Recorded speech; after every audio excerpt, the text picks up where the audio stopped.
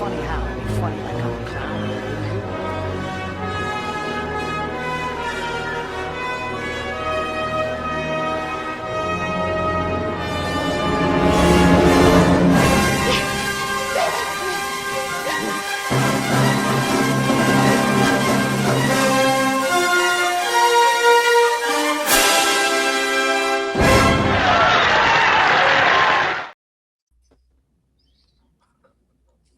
Hello, everybody. Welcome to episode number 11 of Sight and Sound Breakdown, our 1 year anniversary.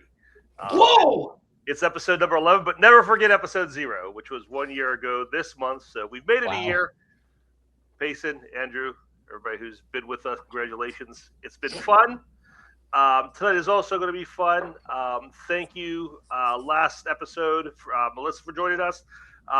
We saw a big audience spike, a big view spike last episode.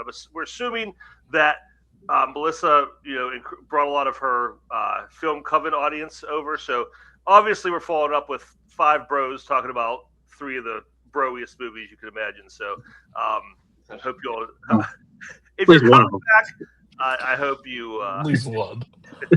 But I hope you enjoy the show. But so with me as always. I'll start over on that side.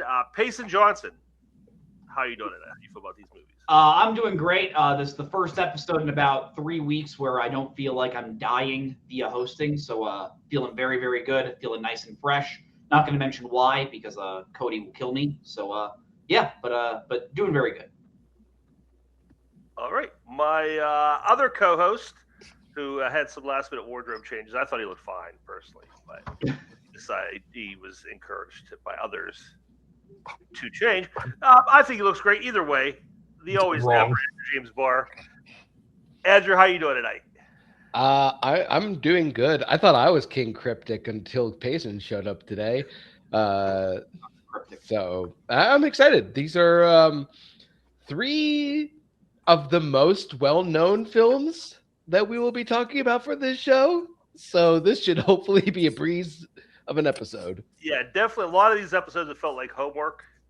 This definitely is not one of those. This is a nice little oasis of just popular, fun things to watch. Joining us, we have the guys from Roundtable. Mark Menchaca. How are you doing today, Mark? Are you excited to be here? Thank you for being here. Oh yeah, I listen. Whenever I saw the list of movies, it was a welcome sight from the first time I was on. Saw just some international film shit that I've never heard of from a director I've never seen anything of, and I actually seen 2 of these movies. This is cool. Yeah, I'm excited tonight. I'll probably be able to pronounce all 3 directors correctly. One I'm on the fence with, but I can get there. Cody, we want to have you on for a while. You are the capo de capo of the whole thing here. We went ahead and we knew this was the perfect episode to have you on. So I've been excited for this for a while. How you felt about it? Yeah, we've gotten to basically a time where me and Mark are kind of like a package deal most of the time. So if you want to book one of us, you got to book the other. I stopped doing Roundtable over the break, and now I just keep getting messages about Roundtable, so I may be bringing Roundtable back by just proxy because a lot of people apparently enjoyed doing that show. I'm excited to do this show. You guys are very smart with picking and choosing what movies to bring me on because I saw you do a 7-hour movie. There's no chance I was ever showing up to that. I saw a lot of other foreign films. Wasn't ever showing up to that. So you guys were at least smart. You were tactical. And it shows that this list can actually have movies that people would actually want to watch instead of the stuff that they just want to seem cool in front of their film bros because they're the worst people to invite to a movie night ever. Let's person cooking dishes. What? Stupid. All right. Well, we won't have that problem tonight, I don't think. So we got 3 movies, all tied for number 63 on the list. We will start out with 1949's The Third Man. This is directed by Carol Reed out of the United Kingdom. And on the 2012 Sight and Sound list, this was number 73. So it's actually moved up a little bit over the last 10 years. So The Third Man, great movie. We could talk about a lot of things. The first thing I want to bring up, though, because it's the first thing that right out of the gate is what you're hit with. What do we think about the score of this movie? Very stiffer, heavy score. How do we feel about that, and how that affected the rest of the film? I knew it was gonna. I knew we were gonna have this conversation. I wasn't expecting it this early. Bar, you look like you want to say something. Go ahead. So it is the one thing that truly keeps this being a perfect movie in my eyes. There are some moments where it works really effectively. There's a chase sequence after like a seminar where it works really well. And then there are other moments where it absolutely kind of kills the mood for me. And it's just zither. There's like almost no other instrument, and it is distracting at some points. Yeah. I'm a big score guy. I love score. I almost notice it in every film possible. Let me tell you, you could definitely notice this one. I don't know. Maybe there was a strike on instruments. Maybe they just cost too much back in 1949. I'm not sure what the structure was, but I every time the score would kick in when it didn't make any sense to what they were trying to do, it seemed like you're taking the air out of a balloon. Like, it was very distracting, which I think is weird. Like the movie sets up pretty well. Like, I would have no score probably would have been a better choice. Like, and that's weird to say. Like, just nothing. Just let silence do. Let the foot walk. Let the footprint. Hearing the foot stompings. I don't know. Like, it was a weird choice. It was an absolute weird choice. Yeah. It's easily the worst thing about this movie. It's, and for those of you who still haven't seen it, just imagine a dark, nihilistic noir film, but they got the guy who did the theme to Seinfeld to, hey, do the score. And that's kind of what it is. Yeah. I was going to say SpongeBob. Yeah, I am going to be the odd man out with this score. I genuinely love the score to this movie. Like, I've said this before. If you were to ask me what my favorite scores of all time in movie history are, it is either Blade Runner or this. I think Anton Karas, I think what he does with this, I think it creates such a mood and such a unique, it just make like with what Mark said. Yes, that's kind of why I love it. I'm just taking like this like deep-seated noir. Like it's not like quite your like typical noir film, mainly because it's like very much like outside most of the time, and setting it mostly with like a ragtime piano score that sounds very, very weird, which yes it is, but I think that there's just something about as the movie is going on, I just love how it just really just sets the mood of Vienna, and you're just watching Holly like go throughout these different places as this just the and I really, really love it. I totally get that like it is like distracting because there's no way to watch this and be like, oh, the score isn't like you like I couldn't see anyone being like, oh, I just didn't really pay attention to the score. I like you are going to notice it, but I genuinely love it, and I do think it is one of the all-time scores. And watching this again, I understand why so many people just revere this score in such like just high esteem. I'm not as high on it as you are, Payson, but I thought it was. I think it works for the movie. Because because another thing I want to talk about is the way it's shot and the way it looks. And I think the whole point of this movie is from Martin's point of view is that Vienna is a very alien place.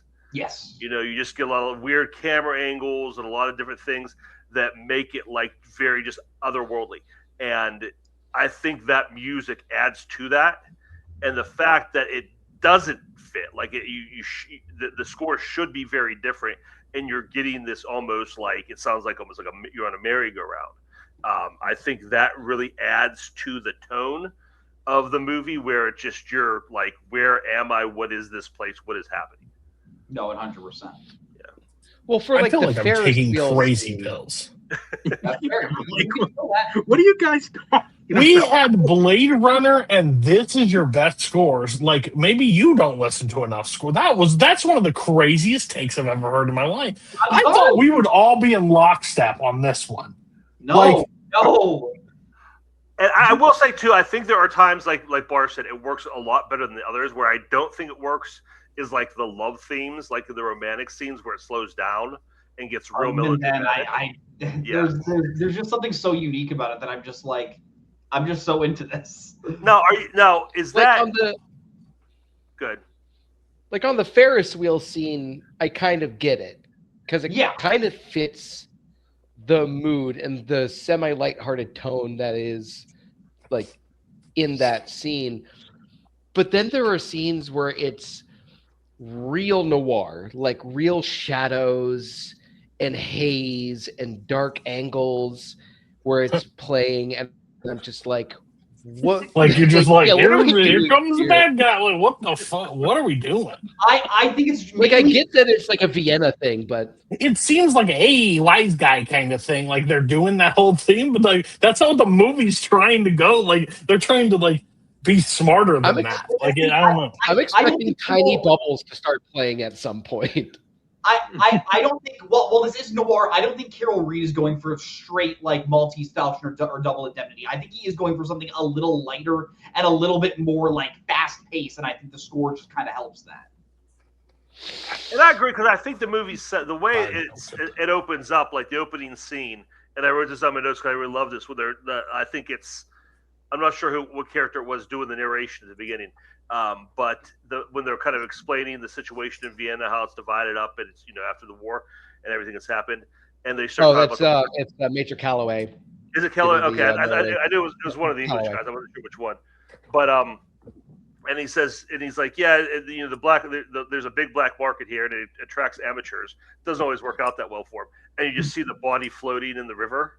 And I think I agree. I agree with Pace because right off the bat there, I'm like, okay, this is going to be kind of tongue in cheek, and it does change. I mean, it does get darker and lighter throughout, but I do think and again, I think the score proves it. I think it is a little more of a tongue in cheek kind of tone to it. And also with that like first scene when Martin does first get into Vienna and he's told, hey, your friend didn't just die like a week ago or a month ago. No, your friend died like a few hours ago. Like you just missed him. And just yesterday. Like yesterday. And Martin's just like, well, this sucks. May as well have a vacation. And just sort of just that humor just really, really gets to me. I just love looking at Letterboxd and just everybody. There's like 3 people that like the score's really good, and they're like, "What the hell is this slapstick score for this mystery noir?" No, I get it. It is a very polarizing score. I get it. I get that it's not the Maltese Falcon. I get that it's not Bogart like sitting there being like that kind of thing. But like, I would almost fit like. It just does. Like you're saying, lighthearted. There were moments of lighthearted. I got it. But overall, I didn't think it felt completely, totally different. It's so weird. But I'm not the score guy. So I think the problem that Cody and I are kind of alluding to is that, yes, there is kind of like this kind of like a dynamic change in story where there are tongue-in-cheek moments, and then there are those moments where it's dark and brooding. But the score is the exact same throughout the entire thing, and that kind of is what kind of halts it.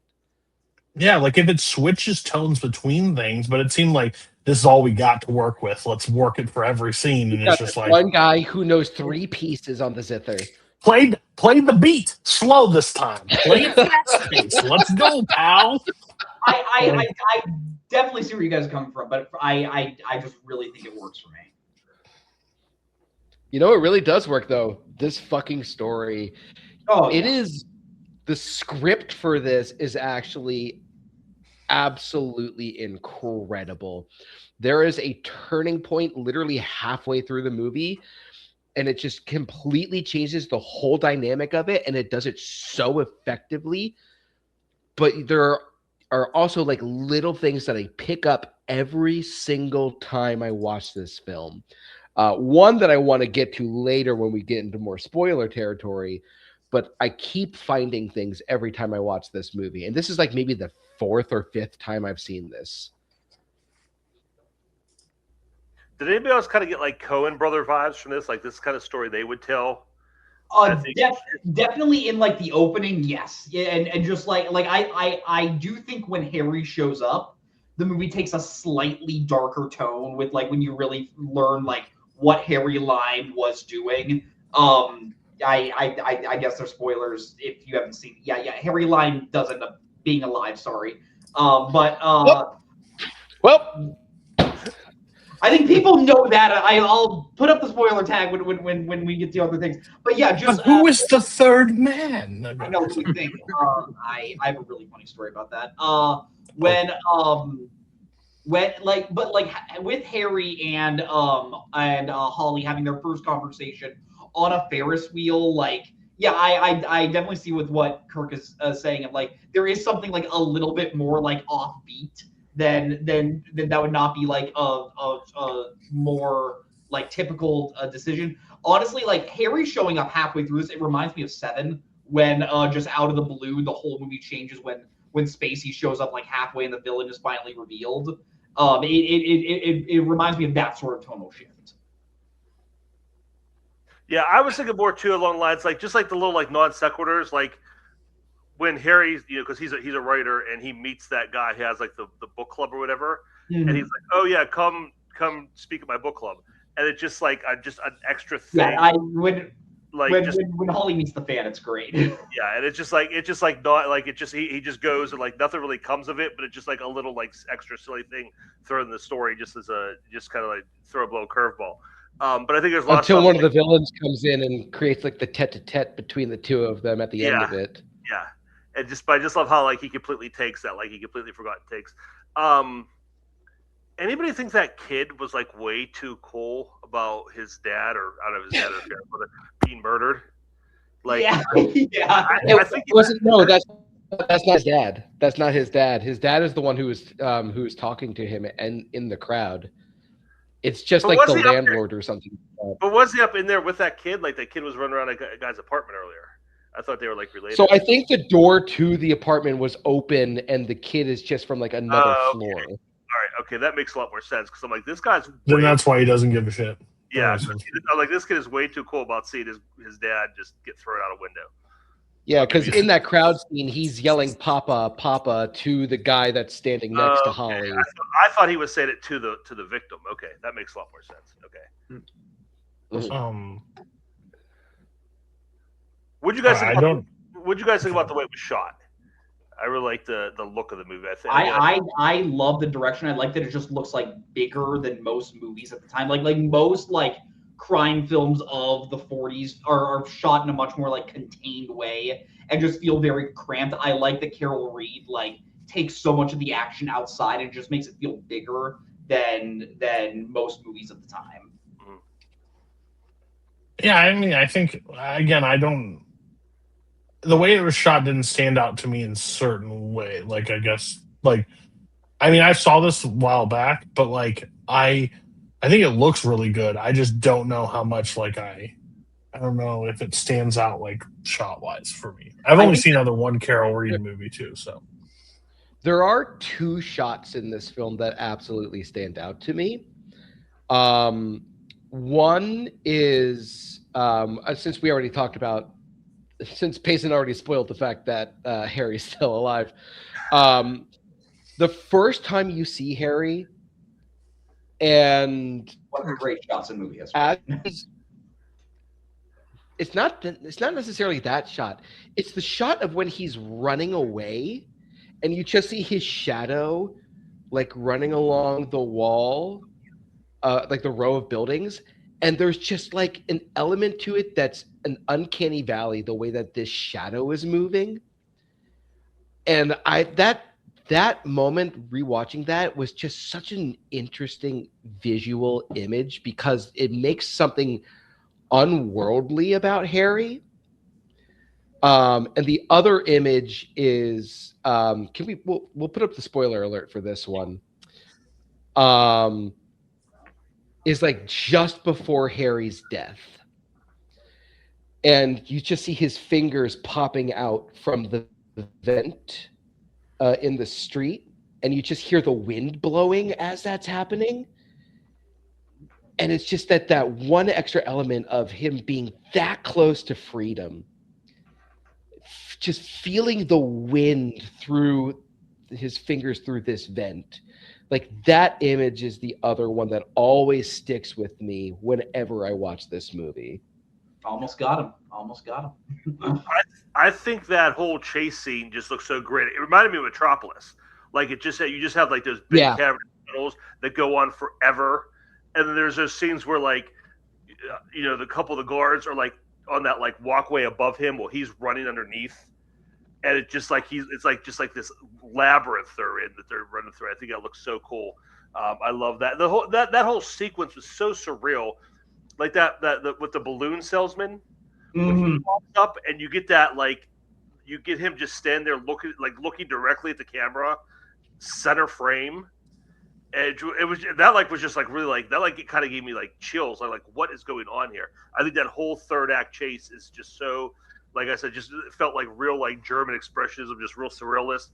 I really liked the way they did that.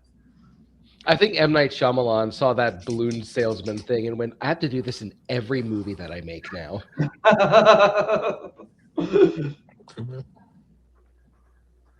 Yeah, I think I don't know where I don't know how the structure of the show works. The only thing is that I think this movie's fine. I just don't know the love around this movie. Oh, fair. And that's the one thing that doesn't, like, I don't think this movie sets itself apart from all the other noirs that I've ever seen. Like, I think it's good. I think it has moments. I think there are cool twists. But all in all, the fact that all three of these movies are tied at the same spot is just dumbfound to me, personally. I think it's good. Just wait till Oh, yeah, I know. They're morons, but it's just I'm just fascinated because I don't know, and this might be my haven't seen that many noirs, but I don't know what separates this from Maltese. I think they're both super strong movies. Like, overall, this is the one I thought was a joke in the community because Bar always brought it up, and then I watched and I was like, oh, that's a good one, but then I was like, what are we I mean, it's fine. As someone who has all three of these movies at 5 stars, I think the reason why this is, I put this like a leg above certain other noirs is I just like the characters more in this one. I think Holly Martin is a one of the great point of view characters of just being an outsider in this foreign land of Vienna, just going around. I think the mystery is revealed to the audience in a really strong way. Like when Holly saves Anna, and then he's like, "Hey, did you know Harry?" And she's like, "No, but I knew his doctor. Come with me." I really love all of that, and then just Orson Welles is just sort of like the perfect closing factor of this movie that just sort of seals the deal. Where from the first shot of seeing his face, you understand why this guy was such a presence in movies and why this guy was such a phenomenal movie star. Because the more you learn about Harry Lime, you learn he was a despicable guy. He was such an evil person. But just one conversation with Harry, you understand why this guy had everyone working for him. How he was such a charming guy, and how he could just snake his way through different situations. And I also really, really love the ending. 2 films with 2 all-time shots, all-time closing shots this week. I think the other thing about this film is the character of Harry Lime, because you know that he is an absolutely despicable person from what Calloway tells you, and then when you meet Harry in that first conversation with him and Holly on the Ferris wheel, not only is he absolutely charming, he's talking to Holly like it's just oh, it's just business, nothing wrong. If you look at the last 100 years between the Italian, what the Italians created and what the Swiss created, this is just we're creating something here, and that whole cuckoo clock monologue is just like the kind of thing that like sinks directly in, and you're like, you're absolutely charming and you're brilliant, but then you get to the hospital scene and you see the actual evil and damage that he's done, and it creates this like, I don't know, it creates this other level to the character. Well, that's what I love is that the whole movie is about. I'm sorry, Mark. Did you go ahead? I'm sorry. No, I think he's just laughing. At Cody's reactions. Well, my thing is, I don't think he's like. I understand he's a despicable guy and blah blah blah. Okay, like that doesn't set like. But the thing is about the character, because there's a little bit of a twist. Like that. Like I have all the other ones that I just looked up, like Laura from 1944, Big Sleep, Maltese Falcon, all these movies that are in the Double Indemnity. I just don't know. Like, just to take the character, let's compare it to the Maltese Falcon, like you said. I think with how Harry Lime is built up, you're expecting like a Sidney Greenstreet-esque type of just this big, gruff, sort of cartoonish guy that just loves killing kids through every single thing. And then the second you get Orson Welles, describing Orson Welles in that moment. Yeah, and then you get Orson Welles, and you're like, and then you get Orson Welles, and you're like, this is not who I was thinking, and there's just something so fun about that. Oh, okay. I'm on the opposite side. That's fine. I'm just. You're right. Yeah, you're fine. Yeah, I just thought it was funny the whole time. Like the whole time, like Barr's going through his thing, and Cody's just sitting here, mouth agape, like Tom Coughlin, like trying to figure out why the challenge went against him. Like it. I mean, I do find it because funny. I don't think him as a character stands above like to elevate this movie from just all the others. I just don't. I think the twist maybe that's why, because he shows them, you're like, oh, that's who. But like mix that with the score, I'm just like, I thought it was better on this rewatch, but like overall. I mean, I think what's one of the cool things about the movie is what it's about is Holly and Anna coming to terms with who this guy really is. They both have hold this person in very high esteem, and they have they trust him, and they think he's a good person. He's been there for them. There's a great moment at in one of the opening scenes when Holly first gets to Vienna and he's in the bar and he's drinking, and he's talking about Harry, and he misspeaks. He said, because he's drunk, he goes, "Nobody knows Harry like he did. I mean, I did." And that's really like the whole movie is him realizing that he didn't know this guy at all. Mm-hmm. And he was like a thing unto himself. And the two of them coming to terms, basically what the movie's all about. So I think that is a very interesting aspect of the movie. And but Cody, I agree. I mean, I think I'm probably my rating is probably close to where you're at on this. I think it's a good movie up until, but I think when Orson Welles shows up, I think it becomes a great movie. I think because of his presence. Sure. Yeah.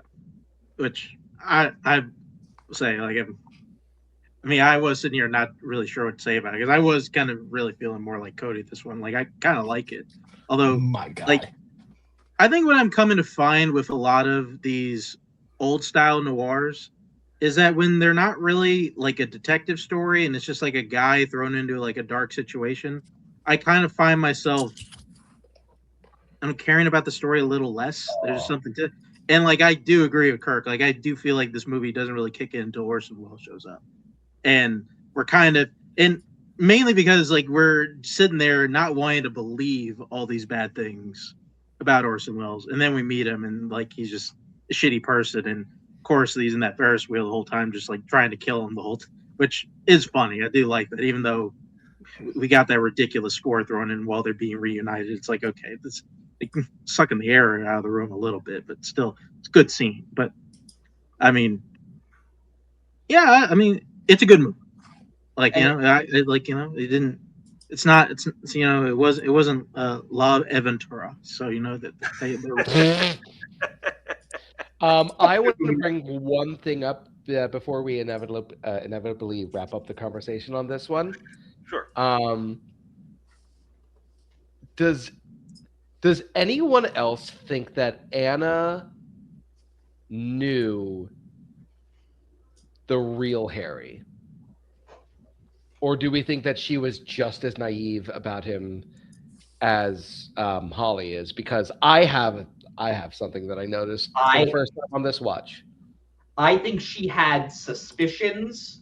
Like I'm not sure if she knew the full depravity picture of Harry, but I think she was a lot more suspicious than Holly was, and just didn't want to dig deeper. So I think she knew. Okay. And the reason I say that is because on this watch, you can put up the spoiler thing for this one. Got it. On this watch, when we first see her at the first funeral sequence, where everyone thinks that it is the body of Harry, when she's offered that little shovel to throw dirt on it, she doesn't do it. She just looks at it and walks away. At the actual funeral for Harry, she absolutely does it. That's a good point. I think she knew that the body in the casket was not Harry. Oh, okay. I think she knew that it was the medical doctor, and didn't care to actually show any respect to him. But the moment that she actually knows it's Harry's body, she did the little dirt shovel. Huh. That's a great observation. Yeah. Yeah, I mean, I wouldn't have gone that far. Like, I thought there were times where I suspected she knew, like Payson said, she knew more about his activities and what he was doing and was more accepting of that. And I think it was just I took that as just the reality of living where they were living. Mm-hmm. Like, nobody was clean in that world. And like everybody had dirt under their fingernails, and you weren't going to survive. You know, like he forged her papers and everything. She made sure she could be there. So it was kind of like she accepted that, so she had to accept some other things too. But I never considered the fact that she might think that, or she might know that he was actually still alive. I think she knew that he was still alive, but I think that she never thought that she would see him again. Okay. So when she talked about like just him being gone, and everything, that's what she meant. Mm-hmm. Yeah. Oh, okay. That's an interesting take. I'm not sure. Want to get into ratings? Yeah. Unless there's anybody else, anything else they wanted to cover before we talk ratings? No, I'm going to. Okay. All right. We use a 5-point rating system on the show. A 5 means you would consider it for your own personal ballot. 4 means you do think it's probably or definitely top 100 worthy. If you give it a 3, that means it's not an all-time great, but it's definitely worth a watch. 2 is overrated. You probably skip this one. And a 1 means what movie did the critics watch? This isn't even any good. So I will start with our guests. Cody, what do you give this one? How many ones have you given out? I'm just curious. Wow. I think we've only given 1, and it's from Kirk on My Neighbor Totoro. Respect. That was cruel. 3. Okay. It's not an all-time great, but it's worth a watch. Like, it's definitely in the noir stuff. I wouldn't have anybody's fault with watching it. I would recommend it to people that like noirs, but this top list, no way, no shot. But Pace, I think you kind of already tipped your hand, but what about you? This could be a very boring week for everyone. This is genuinely a 5. This is one that I would easily consider putting on my top 10 list. It's one of my favorite movie mysteries of all time. I'm kind of the opposite of Mark. I really love the trope of just a normal random guy getting thrown into this situation where he's way out of his head.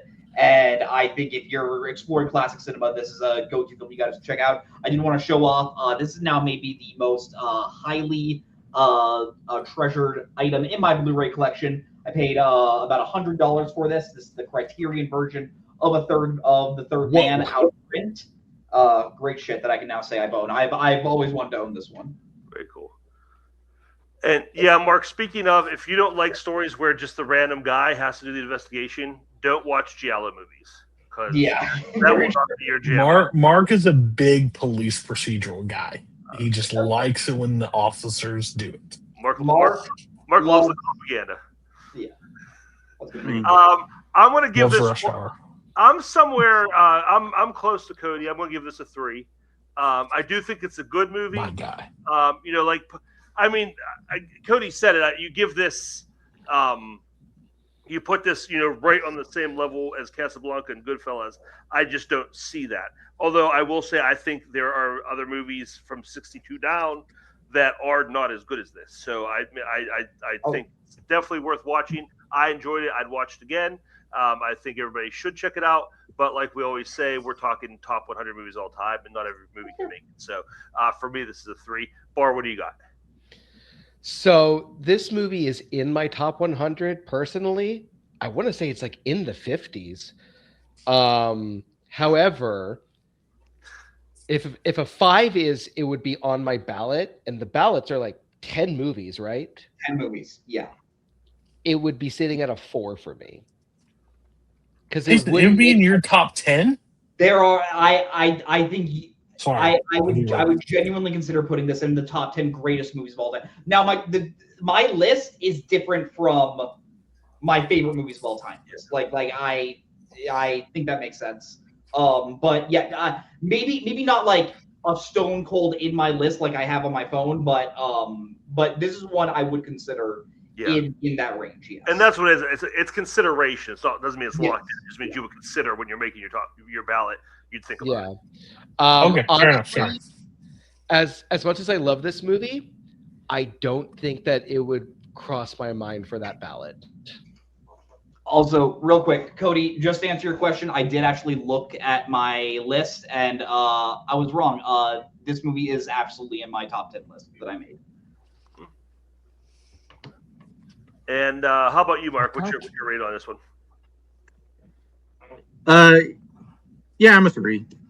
I definitely like it. I do think it is worth watching. I could see the influence. It's just, I think whenever it comes to this particular genre, I feel like there are better stuff. There's better things, and I think things that better represent noir in general. Fair enough. So it's all right. I was looking at my list. It's actually at number 30.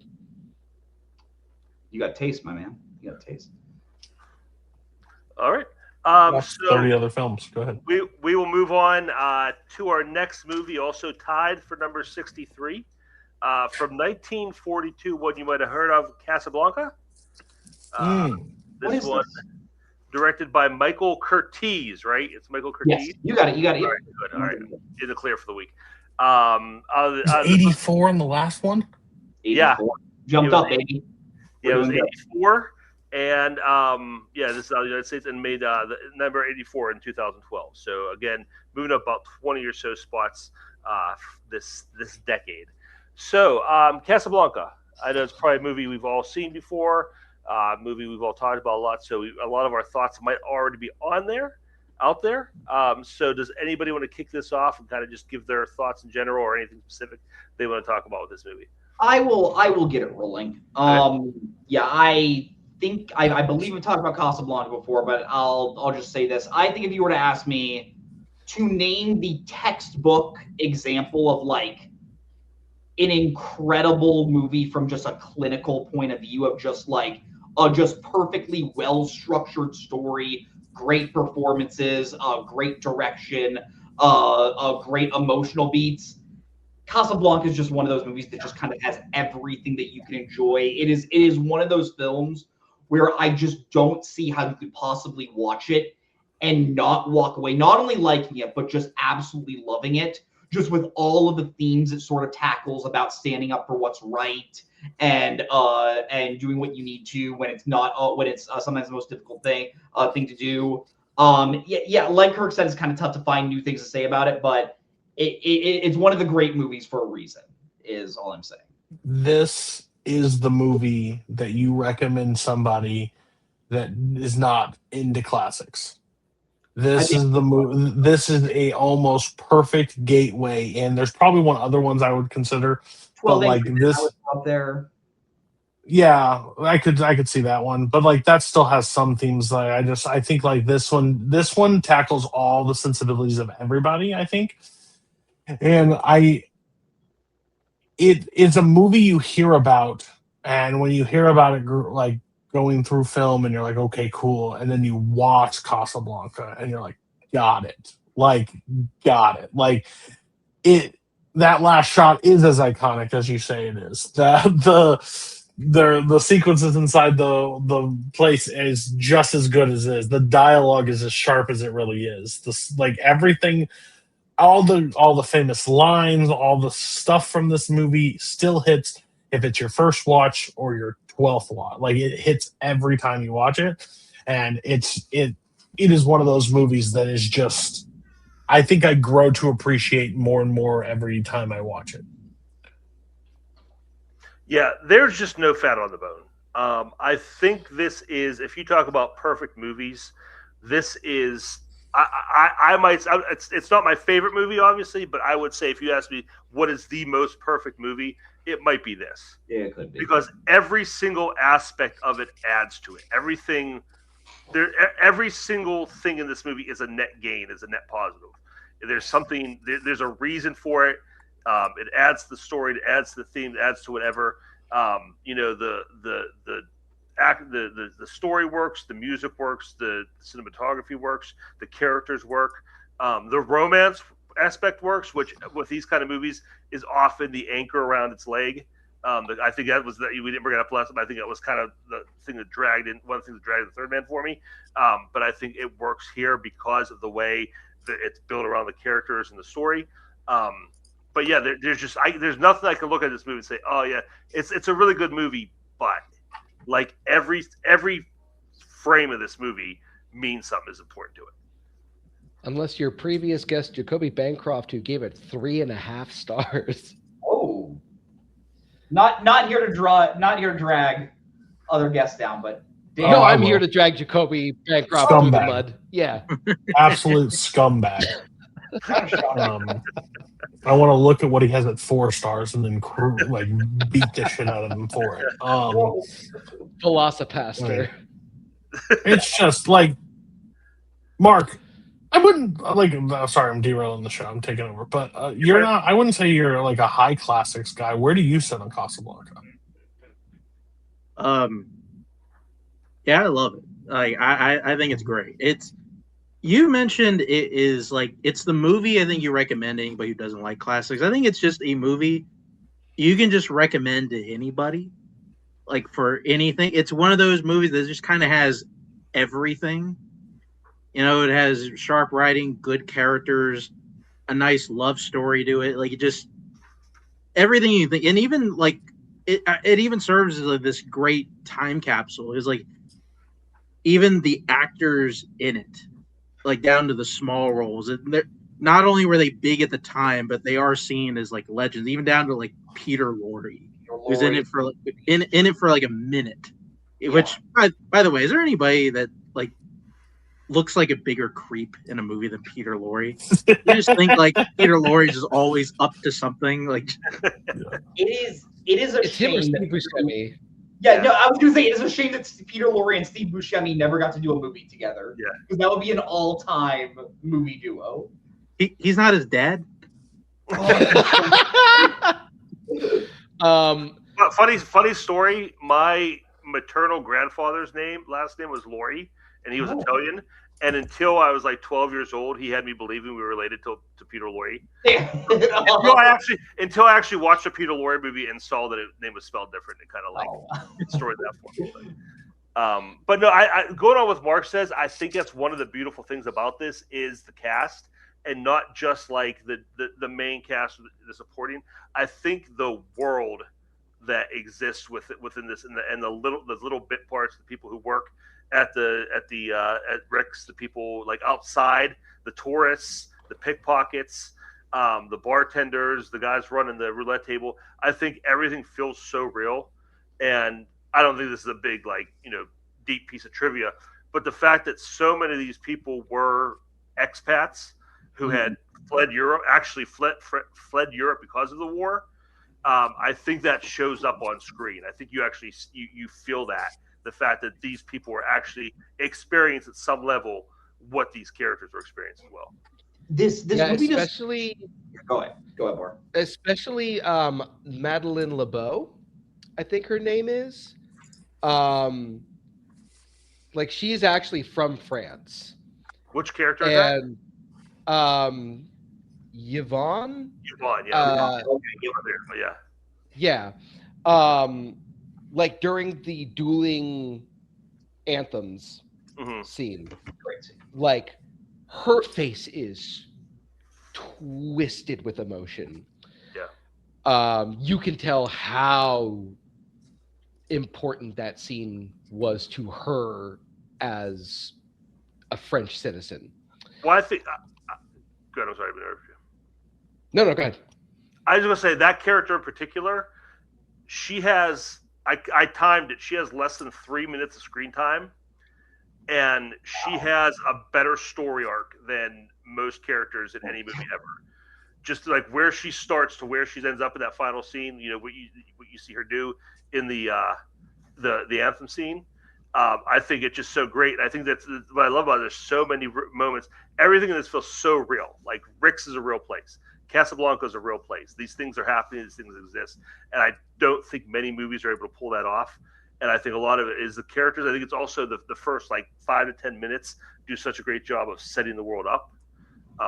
And I think that's what's just so amazing about this movie is how lived in it feels.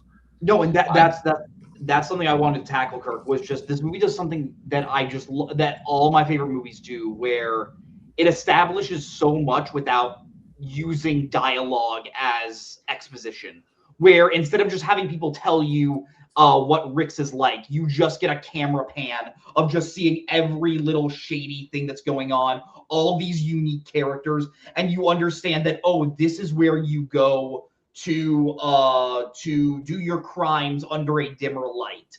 And just Rick's introduction, like a scene of just, you have that newspaper, you have the glass of whiskey on top of it, and then you just pan up and you see Humphrey Bogart, and Bogart just looks so tired. Like, it's so crazy that this guy was like the number one movie star of his time, because he's not like charming in the way Cary Grant was, who was just like, this guy was going to charm your pants off, or James Stewart, where he's like this like American national treasure.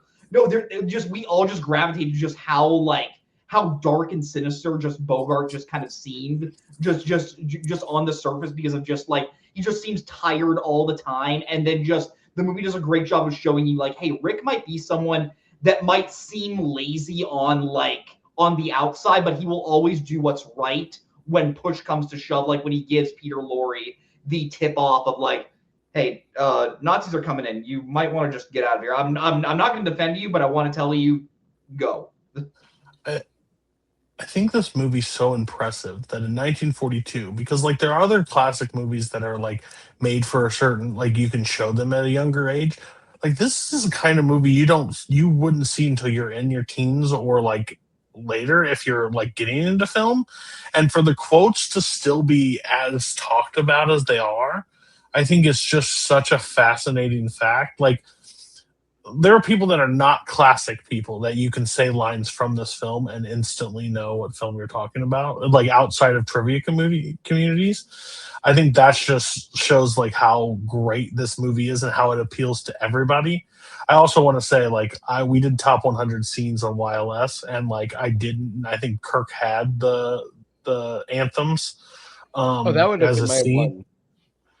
And I didn't have it, and it's one of those scenes that I don't think gets talked about as much as some of the other scenes in this movie, and it's just as strong and just as powerful. Agreed. It's a scene that elevates Laszlo to like this kind of otherworldly figure, and it's a secret sauce of this movie, because they established Laszlo as like not just a good guy, but like the best guy. And us being the audience, like we genuinely feel like, yeah, like Ilsa should not leave Victor Laszlo. There's no good reason for her to want to be with Rick. And I think that's the moment where Rick realizes it too. I think that's at that moment. It's like he's like, okay, and I think that's. And I was going to ask a question like, at what point do you think he makes the decision to do what he ultimately does? personally, I think it's right there. I think he realizes yeah. this is bigger than anything else going on. Like this guy needs to be taken care of, And because of whatever else it was happening. And this movie still probably doesn't get enough credit for the decision. Mm-hmm. Because if you put this into 10 other people's hands, probably 9 out of 10 they get together at the end. Mm-hmm. Like that's the actual reality that comes in. Yeah, like there's a scenario that all of it's writing up, and the reason why it stands above all is because he chooses. You don't ever fucking bring up My Fair Lady when we're talking that's about exactly it. I know, but we're talking about a great film. We're not talking about the trash pile of My Fair Lady, okay? But what I'm saying is that I know when My Fair Lady was originally being like shown to test audiences as the stage musical, they don't end up together at the end. But so many people in that test audience were complaining that they don't end up together at the end, and it just effectively ruins Hollywood had a really weird thing about putting Hepburn in with old dudes. Like they loved it too much, and they just had to do it. So, but one of them was Humphrey Bogart. Yeah. For him to sit there and be like, we'll always have Paris, and like sends her off and is okay with sending her off. That's where this movie, because if they get together, this movie is nowhere near where it's at. Yeah. Oh, 100%. Falls apart. Mm-hmm. And I think that's why. I was going to say about off what Cody said. I think that's, like I said, that's what makes the romance work. Yes. Is that they allow it to fail. You see the feelings, you get all that melodrama, you get all the everything between the two of them, but ultimately they let the characters do the right thing, and and that's so many times, especially in modern movies, like the best two looking people, no matter what, have to be together, and no matter what else, that is the most important thing. Whatever you have to sacrifice, that's fine. And I love the fact that they just let that relationship fall apart because of something bigger than themselves. It would be so easy for them, even if they were going to go with this ending of Ilsa and Rick not ending up together. It would have been so easy for them to make Laszlo like not a bad guy, but just sort of like a milquetoast white bread guy of just like, oh, he's so not on Rick's level, but he's just safer than Rick. And I think the writers deciding, no, we are going to make him just as charismatic as Rick. Just as lovable, just in a different energy where Rick is more mysterious and more internal, and Laszlo is much more external. And while I am with Mark at the end of the movie, where yes, I 100% agree, you cannot end this movie with Ilsa and Rick being together. As I'm watching the film, I'd say until we get to the dueling anthems themes, there is a part of me that is like, man, I do kind of wish there was a world where these two characters can be together when you watch their backstory and you see how much passion there was. But then by the end, you're like, no, this really is the only way we can end, because there's just something about Rick of he's always going to be he is going to be the Sasuke Uchiha of World War II, where he is going to protect the world from the shadows, while Laszlo is going to be the Naruto Uzumaki. No, like I wanted her to end up with Laszlo from the moment Laszlo sat in front of that SS officer, told him, hey, if you thought you can get me to talk here and not in a concentration camp, you got another thing coming, motherfucker. Like, I'm not telling you anything. I have a question about that. Like, the one thing I don't understand, why didn't they just black bag the guy? Like, just snatch him off the street? And they said something like, they gave like a little like throwaway line about neutrality with unoccupied France, but I mean, they're the Nazis. Like they can do whatever they want. Like I don't understand why there was so much like subterfuge about having to like trap him. Like you have where you want him, just like have him get have an accident or whatever. I think we do just see with the dueling anthem scene where like this guy was that loved, where if they take him out, then they lose so many people. And while the Nazis are obviously evil, they also knew that, hey, we can't just have like this big of an uprising against us, even if people are going to disagree with us. Yeah. That's fair. That makes sense. I had tried to find a copy of the play that this was based on. Because it's based off of a stage play called Everybody Comes to Rick's. And apparently the play script got discovered by Warner Brothers before it was even produced. Like the stage version of the show didn't get produced until 1991, from what I'm literally just finding now. So I wish I could find out how much of that original play script got changed up in order for the movie. But everything that you're talking about, it's just like one of the greatest written scripts I've ever seen. Does anybody ever put that on bar? Like, I've never seen that anywhere. Like, No, because Warner Brothers has such a tight grip of the rights for it. Why would you want to though? Like, I think there's just some things that you just don't touch. Like, Oh, I agree. That's right. But the original writers of the play apparently got a little bit screwed over. Well, there are people in this world that make these movies, and they're like, you know what? We'll just pay homage to this. We ain't touching this. Like, you know what? Like, we'll bring references from this movie, but I am damn sure not touching. Wasn't there, like, weren't there rumors, like, in the early 2000s they were going to remake this with, I think, Madonna and Ashton Kutcher? Oh my Well, they god! did kind of remake it with Pamela Anderson for Barbed Wire. Yeah, I was gonna say, do you want to address the barbed wire in the room? Barbed wire is literally the plot of this, but instead of Rick being a owner of a bar, he is a stripper. And what was that? What's the ski movie that also is like a giant homage to this, which is just Is this what The Good German is about? Oh my god, what is the name of that awful ski movie? Bill would know right away. I just keep looking. Every time I see the Good German pop up, I just see them both standing in the rain with an umbrella over their heads. It's like, is this like a console? Because I've never seen The Good German. But Kirk, the movie is called Out Cold. Out Cold. What? It's Out Cold? Are you serious? What? Yes. It's Mark's like, now you're speaking my language. I was about to say, Mark was like, I love that movie. Like, I didn't know that it ties to Casablanca. What a fucking weird thing. Mark, and be honest. This is where cinema started. Mark, be honest. Is Out Cold your 4th next movie for Roundtable or 5th next movie for Roundtable on the big list? I mean, I don't think I can reveal that. You know? Okay. Yeah, it's one of those most classified lists in the world. One of my favorite memories was It's like the KFC original formula, Mark's list. Oh yeah. And his format is just for shits and giggles. Like, he'll add it 7 times on the list just to torture me. You know Can't wait for animated DC movies.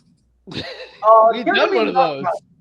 Claude Rains is like one of my favorite like character actors from the class. Oh yeah, so well here as Louis, of just starting out as the villain and then by the end being like, "Nah, Rick's where it's at. Let's go, buddy." I mean, was he a villain though? I mean, he was just kind of fucking around the whole time. Okay. Yeah, he was just kind of antagonistic, but I wouldn't necessarily call him the villain. There are literal Nazis in the film, Payson. No, I get that. I think from the beginning we learned that Louis is not doing everything that he possibly could be. I think that's the hint that we're getting. Misunderstood. It's but no, it's so good. The relationship between two of them is one of the best things in the movie. Just their back and forth, because they're both like good guys and really trying hard to convince each other that they're not, which is like the best part of it. And you get, because it's just sort of one of the greatest 1-2 punches in movies ever. Is you get the Dolan National Anthem scene, which is maybe the best scene ever, and you get one of the best jokes ever right after that, which is, I'm shocked to find out there's gambling is going on in this establishment. Yes, so good. Thank you very much. You're winning, sir. Yeah. Well, one last thing I want to bring up is how much of this film kind of shouldn't work. Like there are some things that we get told over and over again. Oh, like don't ever touch this in your script because it's a script killer, like narration or lengthy romantic flashback montages and all that stuff. And this movie does all of that, and it's the greatest script ever made. No, Bar's right. Like the fact this movie has like a 20-minute flashback sequence where we just see, where the continuing plot just stops, just to see Rick and Ilsa what their life was back in Paris. Most movies nowadays would purse those scenes in, and they would just constantly stop the momentum. The fact that this movie was just smart enough to say like, look, we're going to show you this, but you're going to get it all at once, and then we're just not going to show it again. The movie is confident enough in the audience to make that move, and I think that's a really, really great move it makes. Yeah, and I think as far as the narration goes, I mean, there's minimal narration at the beginning. They give you that but the thing is, they show it to you after. Like they give you that little narration crumb, and then that whole first 5-10 minutes is them like living that out. I love this the scene where they're on the street and the plane comes. You just see everybody looking at the plane. You're like, okay, that's why everybody's here. And it flies over Rex, and you see the sign. It just gives you that's the whole movie right there. Like you know everything you have right there. I'm a slut for narration. I'm a slut for good narration, and this is correct. Yeah. I mean, I was just about to bring that up. Scorsese must have. We're gonna get to be the greatest narration of all time. Let's be clear.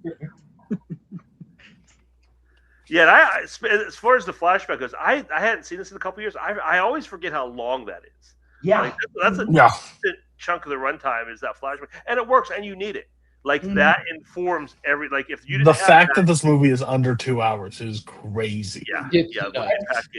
And again, isn't it so much better than the idea of them like, oh, you see 5 minutes of the flashback, and then we go back to present day, and then you see another 5 minutes of the flashback. Then it goes back to present. Like it's just like, no, let's just get it all over with, and then let's just go on. No, you're the right. The pacing of this movie is just absolutely incredible. So tight. I'm looking here, Bar. I don't want to spend the whole time on my phone, but I'm looking up details of the play. The changes I can see is that in the play, Ilsa was American and Renault was Italian. And that's oh my god. Okay. Technical. But the fact that this and the Third Man are tied just is crazy to me. I'm sorry. I kind of agree. It is a different. And I'm so happy that this group decided, hey, 84 was just too low. We'll move it up to 63. Get the fuck out. I can just imagine what is above this. There's an 8-hour documentary. Yeah. Those people never watched it. They just heard about it. We will. Bless your souls. Who are you gonna get to be on that show? Mike Hanley. Oh, is it Showa? Yes. Yeah.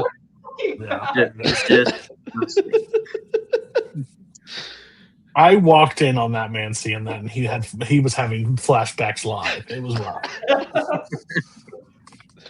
Last thing I want to say before we inevitably wrap this up. He said this 4 times already. I just want this on the record. I know, but this movie is so good. Everybody stop talking about it. So yeah, but this movie is so good that we keep bringing things up. Dooley Wilson, his performance as Sam is just. Oh yeah. It's so good. Like just his performance of as time goes by, there's so much emotion that's just layered in that. He's just a bro. He's a bro. Say it with me, everyone. Yeah, he's a bro. Play it, Sam, as time goes by. That is how the line is. Enough with the misquotes. I think those two. The thing about Sam is I think you get from that performance. He does a good job because you don't get a lot between him and Rick. Like there's not a whole lot of scenes just them sitting down, talking and hashing out their feelings. I think just with his when Elsa walks in and his response immediately and his protectiveness of Rick, where he's like, no, not here, not gonna see him. He went away. I think that just in those little bit of moments, he does such a great job of telling you everything you need to know about that relationship and who they are together. And that's one thing that does make me kind of sad is that Sam doesn't go with him at the end, but he still takes care of when he sells the cafe. So I mean, he's going to be all right. Yeah, he's getting his 25%. Yeah, he's set. Yeah, and 25% for Rick's must have been a lot of money. That'd be a lot. Yeah, he'll be all right. All right, and anything else anybody wants to cover for Casablanca before we do ratings? Bar. No, I think we've covered literally everything. Just want to make sure. It's The key grips on this movie are just outstanding. Oh my god, the catering company, top tier. Top tier. All right, we'll start with Mark. You went last time. You go first this time. Yeah, I mean, it's the quintessential romance story where I feel like the only thing people can say about it to knock it down is that it's an older movie. Like that is the only thing you can throw at it. Which is not. It's a 5. Like it deserves to be in the breath of the greatest movies ever. 4. It's literally in my top 10. It's a 5. Yeah. I don't know if it's close to my personal top 10 if it's not in it. But if I made a ballot of the objective top 10 movies ever made, it would have to be on it. So it's definitely a 5. Jason? Yeah, I think when AFI did their first list in '97, this was number 2 on that list of just America. When they did it in 2007, it was number 3. You can ask me on certain days, and you could put it above those 2 movies as far as I'm concerned. Like even though I still love those other movies, I think you could tell me like, hey, this movie is the greatest American film of all time, and I would understand. Yeah, I'm gonna give it a 5 as well. It's a masterpiece. And speaking of AFI, the other thing too is if you remember back, some of you you're probably too young. AFI had like 10-year span where every year they did like a different themed episode. That's so cool. Almost every one of those Casablanca was on there somewhere. Yeah. Best romance, song, stand up and cheer moments. It's on the quote list like 8 or 9 times. So it's just every aspect, anything that you could like about a movie, this movie has to like. Real quick, in terms of quotes, something I just thought of. The fact that of all the gin joints in all the towns and all the worlds is maybe the 4th most well-known quote in this movie is saying something. Yeah. I would go, here's looking at you, kid. We'll always have Paris. I believe this is the start of a beautiful friendship. I'd put all, I think all, and gin joints are all 4 of the most iconic quotes of all time. Oh, not play it, Sam? Play as time goes by? Get that wrong, because people, I think you got to put that at 5 because people get it wrong. I think that's higher, but it's fair. Go, Cody. Yeah, it would be a 5. Seems like AFI got something right that this list can't figure themselves out because I can't imagine what just dragged it down. You know, I want to sit with those group of people like, hey, do you see that woman doing chores? Way better than fucking Casablanca, buddy. Really good movie. We'll get to that in the last episode. It's not Casablanca. We'll have you back. We'll have you back in the finale for that one, Cody. I mean, their list suggests like, hey, end it. I rewatched Casablanca the other day. Pretty good movie. You guys should check it out again. It's like those people that's like, what's your top 4 letterbox?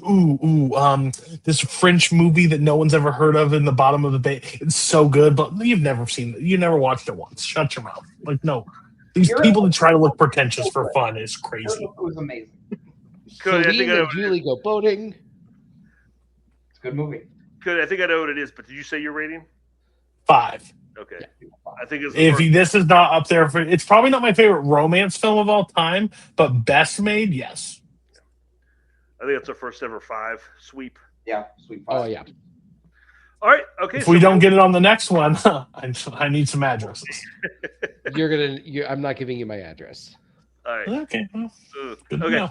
Our last movie of the night is Goodfellas, from 1990, directed by Martin Scorsese, out of the good old U.S. of A. and this did not make the 2012 list at all. Morons. No, Same thing. Like, hey, you guys check out the movie Goodfellas. Pretty good. It's pretty good.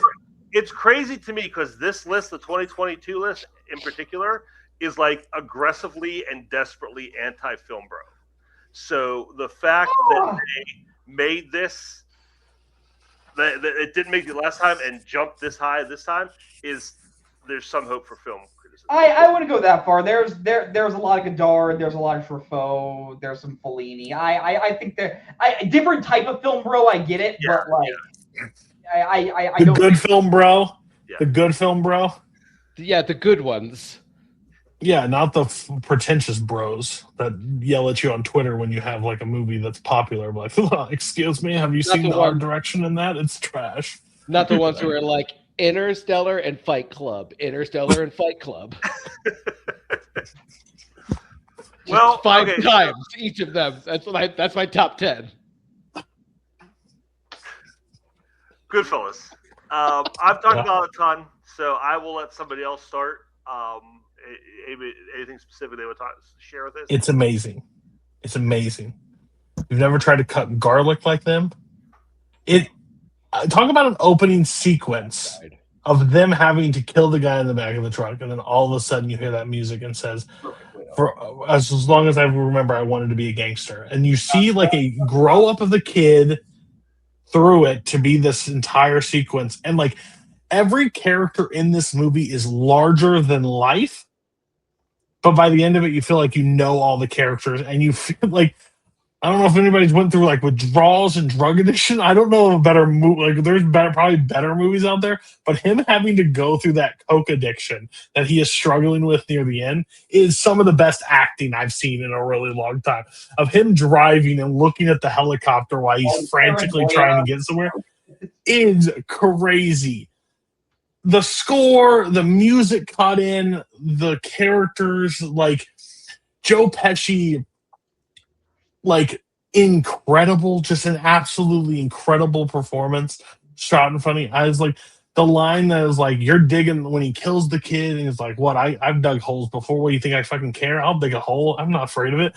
Like, it's just like he's still him just being that ruthless guy to the end, like being the funny, but having such a complex of that rage that's in him that is his downfall. Is some of the I think it's some of the smartest writing. I think it's like character work. It's a large movie with scale and like time periods and jumps and so many character arcs to work through, and I feel like he weaves them perfectly through.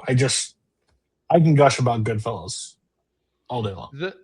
Pesci's performance, the scene in particular where Pesci's performance, I think, kind of catapulted him into like my favorite performances of all time list, is when Spider tells him to go fuck himself, and Jimmy's making fun of him, and he's just sitting there with this look on his face as Jimmy's basically going like, "What, are you going to let him get away with this? What, are you going to let the kid talk to you like that?" And you just see his face, and you just go, "No, he's not. No, he's not. He's not going to let him get away with that." Oh. Yeah. Aside from being beautiful, well-sculpted, hairy men, what do me and Kirk Kolakowski have in common? We both have Goodfellas as our third favorite movie of all time. There was a time I considered this my favorite movie of all time. Dropped down to drastically to 3. No, I'm kidding. No. This movie is a masterpiece on every single level, both from just a watchability level, where I think it's just one of the most rewatchable films like ever, where like I think there are maybe like 2 or 3 movies I think I've seen more than this one, but I also just think of just a character study of just watching someone rise and then just completely fall and there's no rise again in any way. I think it hits that in such a great way. The story of Henry Hill, like, I think I watched this movie for the first time when I was like maybe 17, 18, and just all I knew was like, hey, it was this guy that ratted out people in the mafia, and then just like and just having that as the log line for this movie, and then just watching it, my mind was just completely blown, going from the 50s all the way up to the 80s. Cody was talking about the acting in the 80s segment from Ray Liotta, which he's phenomenal. I genuinely think this could be the best edited movie of all time, just from how it goes from like the editing of the 60s and the 70s, where it's just all these long takes and all these long sweeping shots, where it does kind of feel like it's romanticizing the crime lifestyle. And then when you get to the 80s and it's just quick cut after quick cut because all the characters are on coke now, everyone is just like scared out of their minds. Thelma Schoonmaker is a genius. The soundtrack, the cast, all the way from like the little bit characters. Like there's a reason why The Sopranos used like 5 actors in this movie, which that is so much fun. Like so many of my all-time favorite scenes. It's one of my favorite movies for a reason. Yeah, I can. I'll say, even though I made fun of this list, do you think I can partly empathize with this? Because I partly came in here prepared to be like, I don't know, like I think Goodfellas is fine. I hadn't rewatched it in a long time, and I put it on, and like, wow, like not one. Noting the movie's fantastic. I probably still like personally. I think I still like a few Scorsese movies more, just because I think I personally enjoy them more. But a thing I cannot take away from this movie is just how iconic the movie is on pretty much every level. Where every other scene there is an iconic shot that everybody knows.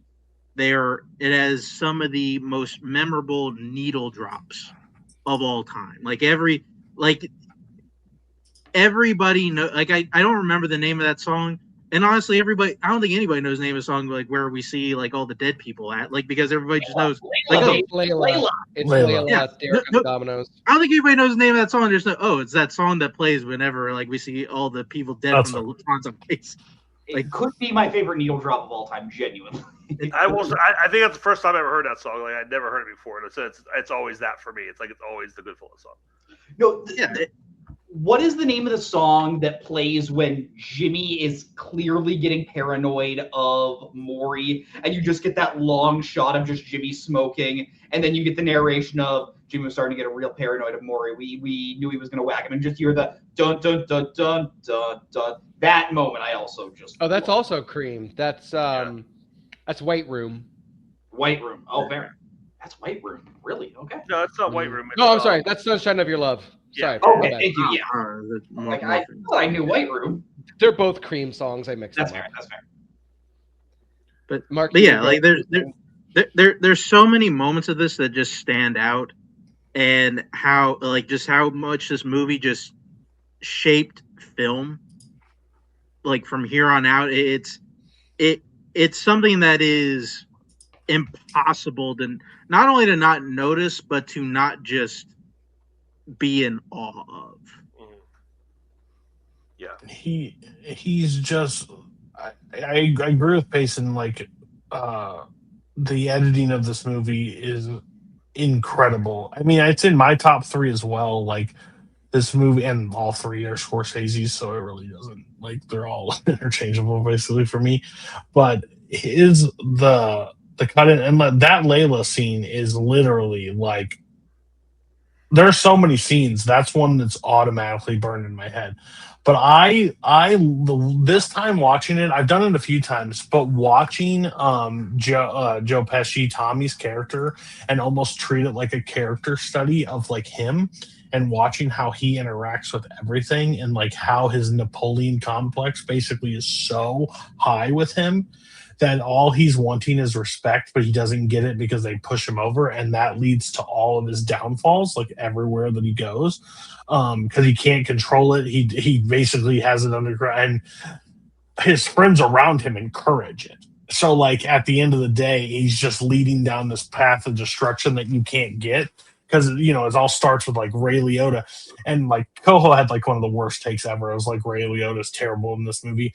it's literally one of the dumbest takes ever. But like the fear that is in Ray Liotta's face when he's like, you're a funny guy. That scene is so quoted, but if you watch Ray Liotta's eyes, they've trained like Tommy is so crazy. The acting on it is so good because he's like, I'm in this. I'm just in this. I don't know this world. And he's like, what do you mean funny? Explain it to me. Like I'm a clown. Like I'm here to amuse you. And he's like, and then when they break, she's like, you're fucking with me, right? Like hoping to say, because we see like an hour later, he shoots a kid straight in the chest like 6 times for telling him to fuck off. Like Tommy's that quick. It's surprising Henry got out of there alive. Correct. It really just came down to the fact that, hey, Henry didn't actually offend him.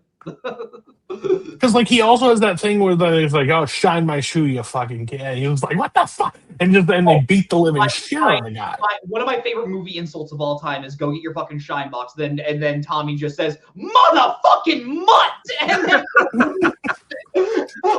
one day I just want to break that out just in public and see what Tommy's reaction would be. Because all these characters are so big compared to him, but he carries fear with him. He carries, like, you don't cross Tommy, even when people think he's a little bit, like, that scene when he walks into the room and, like, it's just a crazy,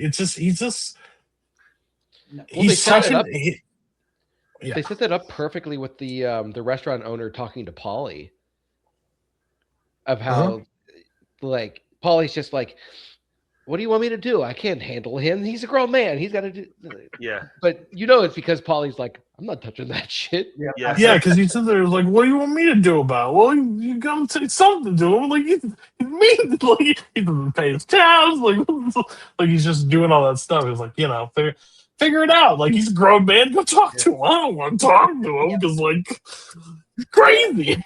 Now, granted, I have never heard anyone say that Joe Pesci is giving a bad performance in this movie, but I've heard some people say that he's giving a one-note performance in this movie, and I think that is completely delegitimizing what he's doing. That's crazy. I get it. He's playing a very angry character, but there are so many layers to that anger of, like, there are points where he's trying to hide it, but he's also like not hiding his rage. But then like when he's with his mom, just the anger is completely gone. And I think that scene is just so integral. When he's on dates, on dates with a girl, he doesn't have any of that stuff because everybody around him is not. But the moment you disrespect, he's a pit bull in a Chihuahua's body. Like his bite is just so like he gets so violent so fast. And that's why I said this time I watching it as like a character study was so interesting. Just paying attention to all his mannerisms, because I've seen this movie so many times, to see what he's doing, like when the camera's not completely focused on him, is fascinating.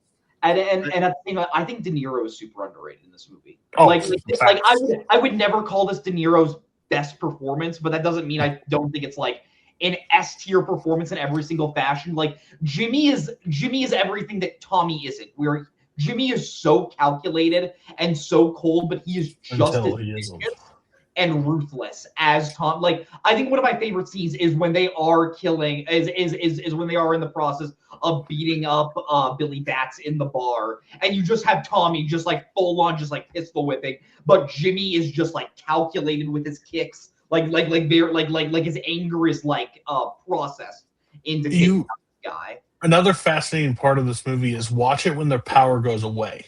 Mm-hmm. Yeah, when their power goes away, and how frantic they become, and less calculated they become, and how like when even Jimmy's trying to get to Ray Liotta's wife, which talk about a performance. She is absolutely great. But when he's trying to like corner her and he escapes, like he's even making like not smart moves, because when they're taking people out and killing people, like that's when they have the power. When they lose the power, it's basically they're making so many mistakes left or right, and it's literally their downfall. Yeah. I would say one thing I want to add to the bar scene, the shybox scene. I love when one of the greatest moments is when they get Tommy out, and Billy Bats is like, what's he doing? What's this kid's problem? And Jimmy's like, well, you insult him a little bit. And he's like, nah, I didn't insult him. And Jimmy's like, okay. And just like toast him. He's like, okay. And like, just like, you got like an hour to live. It's okay. I gave you a flare. I gave you a warning shot. You take it how you choose. All right. But and then turns on, get your fucking shine box. You fucking. But and the quick as they quick is Ray Liotta. That's also. I've done it before watching Ray Liotta's character as a character study, just watching him throughout scenes. That is fascinating. All I've ever wanted to be was a gangster. The moment they start beating the shit out of him and he has to go lock that door and turns around and is like, oh, like, what did I get into? Like, what did I, like, I don't know if I can do this shit. And then he continues to do it. It's fascinating. What's great about that part is, like, we as an audience don't even know the implications of what's happening in that moment. But we know from looking at Ray Liotta's face, they are in deep shit, and they should not be doing, because he's just like, he is frozen there, going like, what are we doing right now? Like, what's the end game of what we're doing right now? Mm-hmm. Yeah, and then Pesci's the love. Megatron came in today, right? Yeah. Autobots. I think he's coming back. Shit. You're here. You're here. You're back. Coming back. Go ahead. Go ahead, Bar. What were you saying? I was just saying and like immediately after that, Tommy is just looking up at him and he goes, "I didn't mean to get blood on your floor." They're just like, oh. Such a good. The thing I love about this movie, like Payson mentioned briefly about how like people complain, not just this, but like a lot of Scorsese movies, like how it glorifies the lifestyle. But the one thing I noticed on a recent rewatch is right after the prologue and after the opening credits, the first thing you get is like an extreme close up of Henry's eyes. That's how the movie basically opens. And it's like that's how you're seeing this life. That's how you're seeing it. You're seeing you're seeing completely from his point of view. So I don't think it's like glamorizing it. It's just showing it like this is like to them this is mundane. You know, he has that one line where he says, "For us, there was no other way to live." Mm-hmm. And it's like I don't think he's glamorized. I mean, it's glamorous, like it's a lifestyle he wanted. It's what he always wanted. But I don't think it's anything like extreme or special to him. Like the highs or the lows. Like I think it's like this is the life. And I think it's the direct opposite, though. I think it's the person that wants to be a gangster and be in that lifestyle and realizes what the cost actually is to somebody of doing this lifestyle and what the downfall and what he lost not only lost everything, but like you see the world and it seems everything's going great, and then each action as it goes is slowly destroying everything. His life is going downhill. He doesn't know how to tolerate this lifestyle. So overall, I get why, because it's a very like violent movie. But overall, I don't think like it's cool to see these scenes. But overall, if you look at it from his eyes, it's a horrible life to be in. Yeah, but he, and you know, like because we talked about that narration where we're getting his point of view and where he's telling this story in the past tense, and he's up until the end. He's still, and he even says it, he still loves the life. Oh yeah. He's still. A good job of. The movie does a good job of showing you why there is a certain type of person that would vie for this type of lifestyle. Like when you watch Henry and Karen on that first date, it is very romantic, and you're like, this seems awesome with just how he's literally sweeping her up off her feet, and you're kind of getting swept off with her. But I'm also with Cody, where by the end, if you are watching this movie and like, man, crime is really cool. I think you're just dumb, and you. Absolutely. I think it's a time. I think it's a point where he does romanticize about the past, because he was king of the world at one point, but what it all fell down to at one point is just where, like, not to tie this into another movie, but I think this is like a perfect like double feature with The Irishman, because I think it's like a perfect like send off of like how when the lifestyle becomes too much, because he lives in Salt Lake. He ratted on everybody at this point. So any of the world that he created in this franchise, he sent them all away. Like he's lost everything at the end of this. Yeah. But I mean, even like that first scene where he's looking at the cab stand and he's like talking about the characters, and he's like, "That's Tootie Cicero," and they pause for a second. He just goes, "Tootie." Like even though he put these people away for life, like these people are brought in prison for the rest of their lives because of him, he still loves these people. Oh yeah, I mean, like he still has that like no matter what they did. That's the scummy thing. Yeah. He is so selfish of a guy. Like at the end of the magic of this movie is something that is it's similar to Casablanca with them not getting together. In a world that they create that loyalty is king, you take the fall, you go to jail, you do the time, you don't rat. He does the direct opposite. And he wants to still have those memories and people in it, but he gave it up for his own benefit. Like, it's crazy. I've always seen the end of kind of ironic because what ultimately, and again, I mean, we can question his real motives, but on the surface, at least, what ultimately drives him to rat is the fact that he doesn't believe they trust him to not rat. Right. So, you know what I mean? Like, if he wouldn't have felt threatened, if it wasn't life or death to him, would he have still ratted? Would he have ratted if he wasn't severely coked out of his brain? I don't think I don't think he does. No, because he doesn't. The paranoia doesn't come from Tommy and all that. The paranoia becomes that he is creating his own problems because of his drug problem, and it's insane. And he believes everybody's out to get him when really he was fine. If he stayed in the court, he may not have been fined by the feds, but he was fined by the group. They weren't killing him.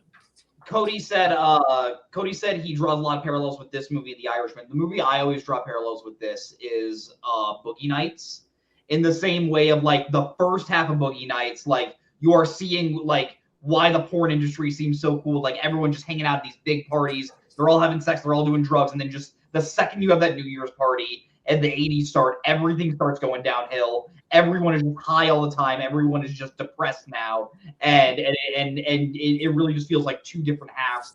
And I think Goodfellas, in the same way, just having each decade feel like three different acts. Like I said this in my latest Letterboxd review. I think the 70s segment of this movie is maybe my favorite segment of any movie in general. Like that specific segment of just seeing Billy Bats get killed, to the Lufthansa heist, to them all going to jail, to Tommy dying. Just watching Karen and Henry's marriage deteriorate. I just think it's so well done. Something we haven't talked about. We sort of alluded to it in Casablanca. I think this is maybe my favorite narration in film history, with both Ray Liotta and how it comes to Lorraine Bracco at certain points. But his voice is just so good for the character, and how it seems like Henry is someone that's like he is reflecting it on a way where like like Kirk said, he doesn't clearly see how bad this really was, because he still is like a little nostalgic for it. But it only makes us as an audience say like, dude, what were you thinking? Like as an observer, and I absolutely love that. I think Ray Liotta, I wonder how much casting him was based on his voice. Yeah, because he has the perfect voice for that voiceover. It's just he probably just made him come in and laugh and see if he could do it. It's so like just not one note in a bad way, but one note's a bad word. It's just so level. Mm-hmm. Like no matter what's happening, it's so level. And I always talk about like I love the scene where it's like, yeah, I had to hide the coke, and I had to cut the coke, and I had to sell the guns, and I got these nice cutlets, and I had to stir the sauce, and he doesn't miss a beat. You know, it's all just right there.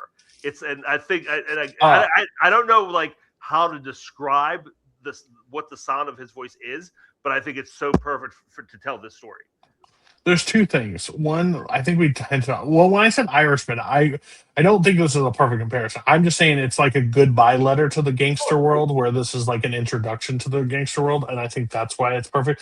But I love the Lorraine Bracco and Ray Liotta like chemistry in the situation. Like when she first skips the date, and he is like this big shot guy, like, with all this situation, and all of a sudden looks at it and like, you started me, like, and she puts him in his place, is just like all that. Like she is such good.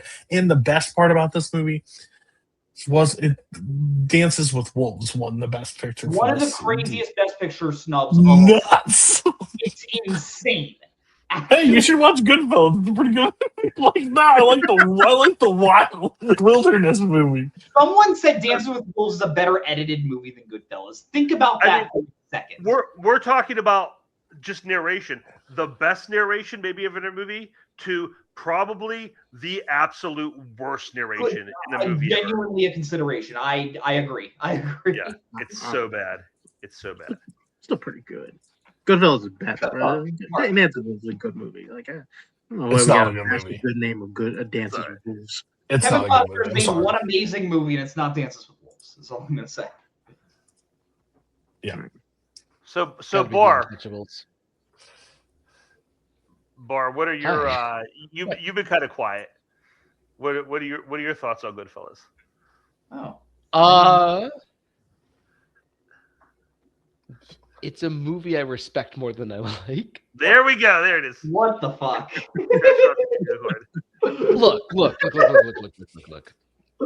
Yeah, it's not the fucking third man. Jesus Christ. I agree with you guys on so many of the things that you brought up.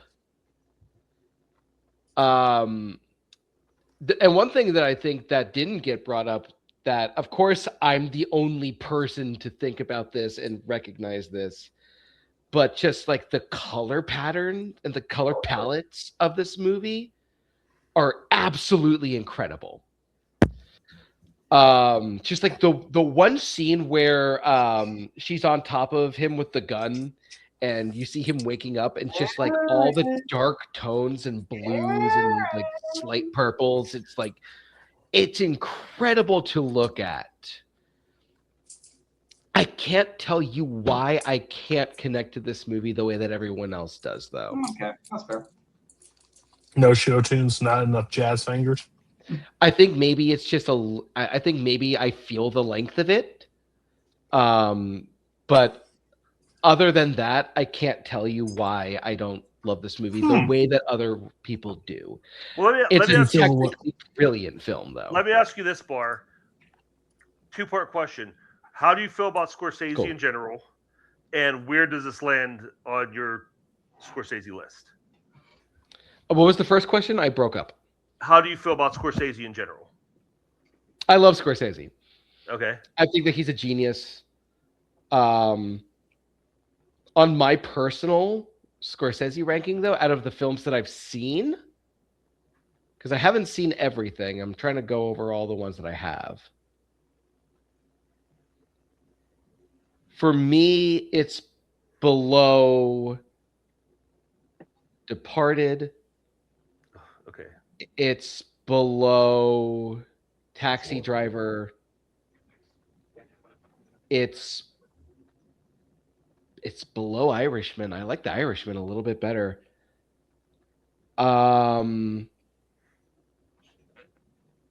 It makes it at 4 for me. Okay. Kirk My Fair Lady, evaluating everything. My Fair Lady, or Goodfellas. Goodfellas. Both the same rating on Letterboxd. Just want that, Lord. But Goodfellas is definitely the better movie. Correct, I would that's- say I've seen 19 Scorsese movies. Number one. 2 on the Scorsese. After Irishman? Yeah. Okay. I would take it. I think I might be with Bar. I think this is probably like my 4th favorite Scorsese movie. Oh, The thank Worst God Actor. for your Wolf of presence, Wall Street. Chaka. You I beautiful. do like Wolf of Wall Street more. I love And- it. And this is kind of like I need to rewatch it. Coupons. Like I think this is probably still higher than it. I really, really liked Raging Bull, but I've only seen it like one time. So like it could go. And then obviously, I mean, everybody knows I love Casino. Casino, like honestly, maybe my personal favorite Scorsese movie. I love that movie so much. That's hilarious. Diet Coke, Goodfellas, but I like it. But Casino, like Casino grows on me every time I watch it. Oh, it does too. It does. It's good. I am still sitting here though. Like I can't deny that this is probably Scorsese's most well-made movie. Yeah, I like of anything he's done. I think just of how much cultural influence the movie has built up over like the last 30 years is insane.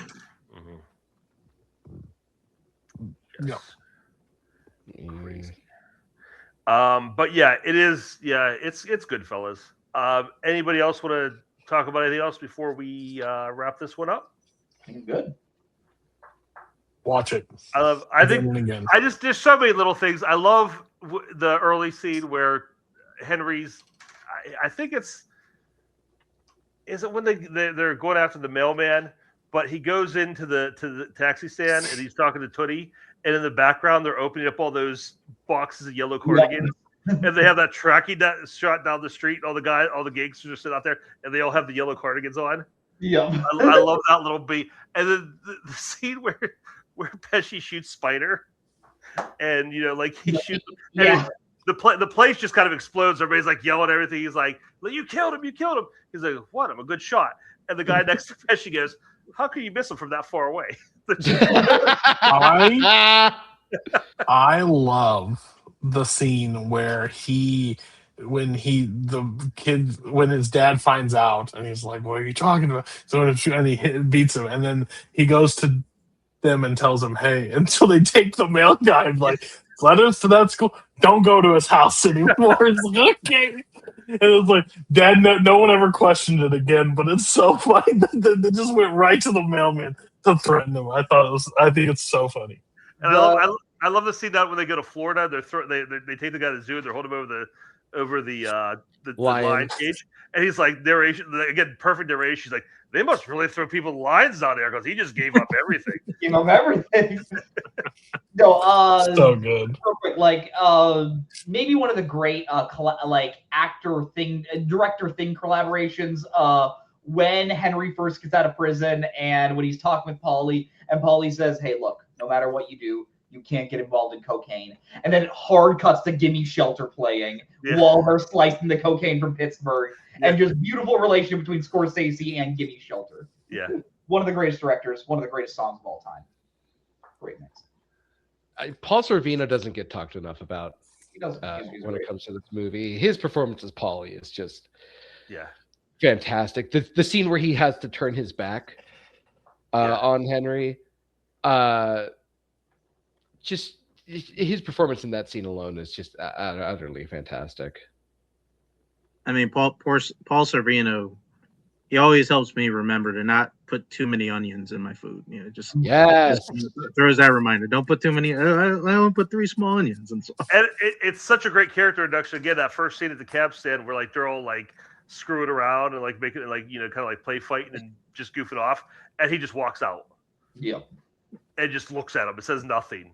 And they just all immediately calm down and stop. It's like that's everything you need about them. You know about this guy. Rules. So good. Yeah, we could talk about all night, and we can if you guys want to. Inevitably, we have to stop at some point, but we keep going as long as you guys want. But if you guys are ready, we can give our scores now. I think I know which way everybody's leaning. But Bar, we will start with you this time. I'm going to be the only motherfucker to give this thing a 4. I know I am, but it's a 4. All right, okay. Pace, don't value your kneecaps. It's fine. Yeah, I'm gonna be selfish here. I sometimes have an issue like distinguishing my favorites from the best of all time. Fuck it, this is one of the best movies of all time. I'm absolutely giving it a 5. I think it's absolutely it would be a contender for my top 10 list. Specifically, if I am like trying to pick out movies from the later 20th century. This on Saturday, I am getting the privilege of seeing this movie in 35mm down here in Arizona, so I'm super excited about that. Cool. One of my favorite films of all time. All right, I'll save Mark for last because he's the only one I'm not sure of. I'm a 5. Like Payson said, this is top 3 all time for me. Whether you're talking about just objectively great movies or personal favorites, it lands probably close to the same spot either way. So 5 for me. Cody? I'd have The Irishman higher, so this could be a 4. No, I'm not a fucking idiot like somebody else. This is a 5. So rude. So rude. All right. Never said I And, was a smart man. Mark, where you landed at on this one? I'm not a smart man, but I know what I love love is. him. I was thinking the same thing. I was thinking the same thing. I can't even say that. I'm single, so. Oh, well, so was Forrest. Yeah. Worst movie villain of all time. Go ahead. Yeah, I mean, even though I definitely have a couple Scorsese's ahead of it, it is just so hard to go lower here, just because you see everything go in. And if you were to try to make an argument for what is the greatest crime film of all time, you can make an argument for Goodfellas, and nobody would have any problem with it. For that reason, I think for the purpose of Sight and Sound list, it is a 5. Cool. All right. Thanks for screwing that one up, Bar. But that Scumbag. Oh, that's Dylan. That's Dylan. But that's going to wrap up this episode. Again, this is probably the most fun we've had because these are movies we've known and seen a lot. So hopefully moving forward, we will find things, little gems that we enjoy just as much as these. Who knows? You know, a lot of surprises await us. 1 year down, probably like a year and a half to go at the pace we're going, something like that. So we'll be here a while. Next list will be out by the time we're done. But thank you so much to Mark and Cody for joining us. I'm glad you guys could be here in this conversation. Very good conversation we had about these movies. Payson and Bar, as always, thank you guys for being here. What are we talking about next time? Next month. Thank you. I'm glad you asked. Next month, we are talking about Daughters of Dust, La Dolce Vita, and Moonlight. So better than Goodfellas, 100%. So our guest for that one is to be determined, but we will see you next month for that. And thanks again for watching, everybody. See you next time.